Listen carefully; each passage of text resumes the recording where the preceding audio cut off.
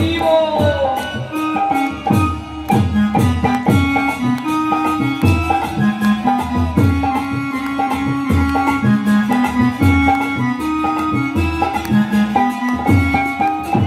মাটির ব্রহ্মাণ্ড দেখাইব তোতে দেখিলে বুঝিব গৌরী আহা দেখিলে ওহো দেখিলে আহা দেখিলে বুঝিব গৌরী সারা জগৎ বুখানই কমহিব কালো হাতরে বংশীধারী ঢোকানো হাতরে ঢাকানো হাতরে ঢোকানো হাতরে বংশীধারী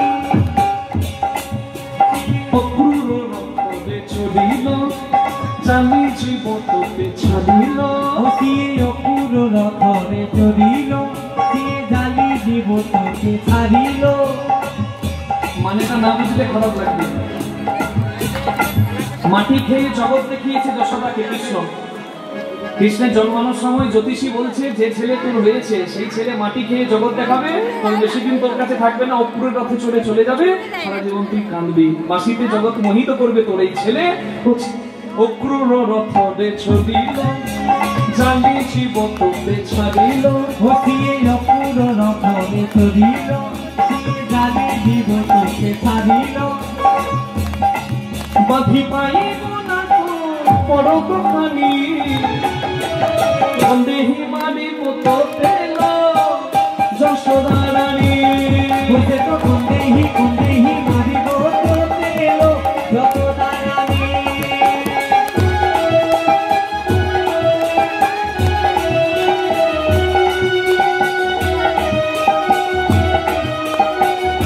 বলুন জগন্নাথ দেব কি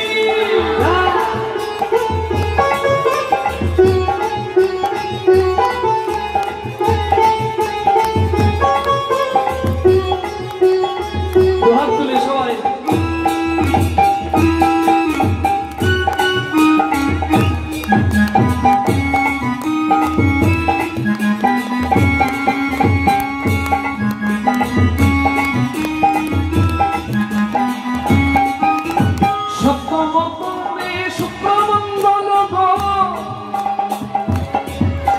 রসিব এ মোহনারী ওহো রসিব আহা রসিব আহা রসিব এ মোহনারী সিংহ ঘরে তার শরীর বিজগ কানু হাতলে বংশীধারী ঢোকানো হাতরে ঢাকানো হাতরে বংশীধারী।